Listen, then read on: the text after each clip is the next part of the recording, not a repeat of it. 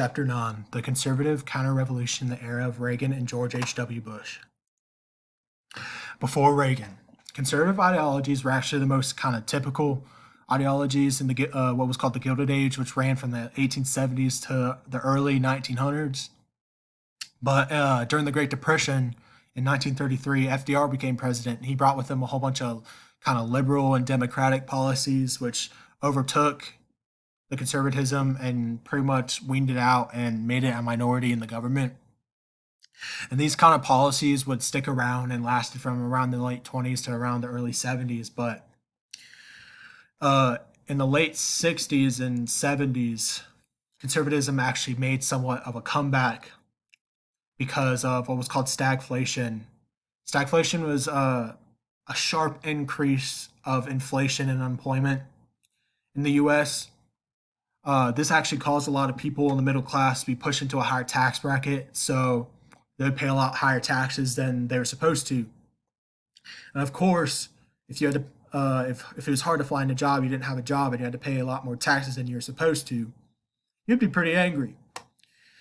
So the Republicans actually saw this anger of the middle and lower class Americans and used it to the advantage when it comes to campaigning in 1980, and they wanted to use it to try and flip the middle and lower class workers who were having trouble to vote for the Republican Party.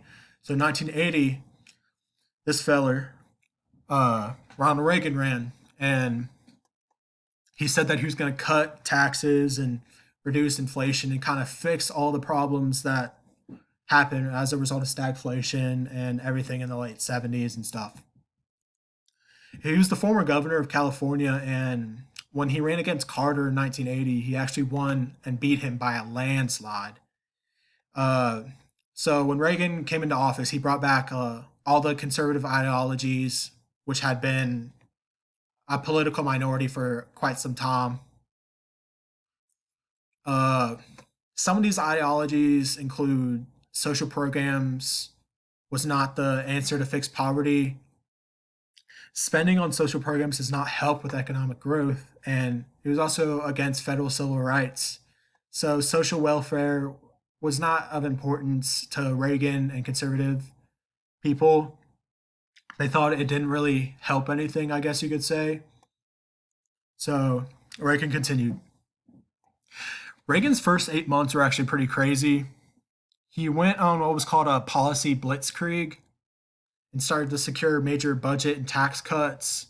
And he also reduced a whole bunch of government policies on social welfare and some other things.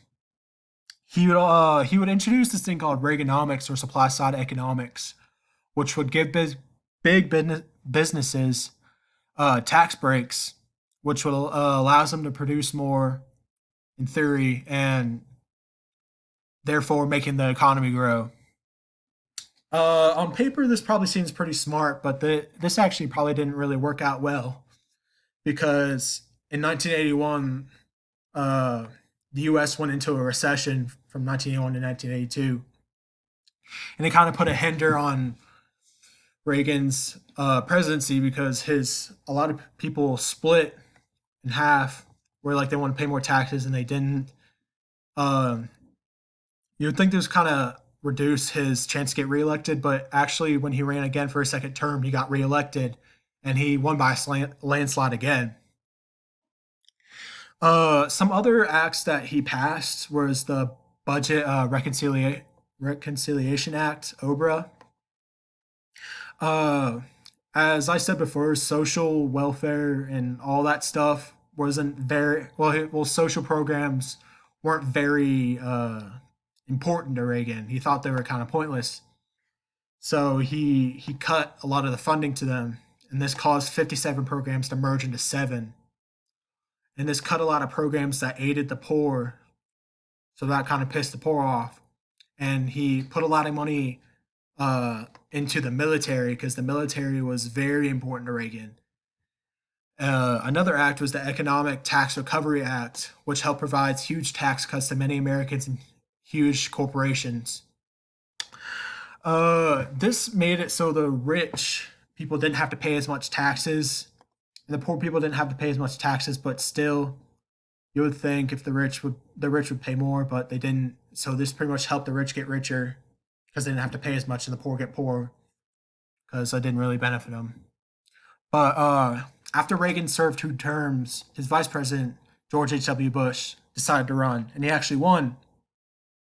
George H.W. Bush carried a lot of the same ideologies as Reagan, but Bush was also very big on foreign policy. So, but Bush would only serve 1 term because of a lot of the bad things that happened in Reagan's thing. Kind of pissed people off, and they didn't think they really needed that type of conservative stuff anymore.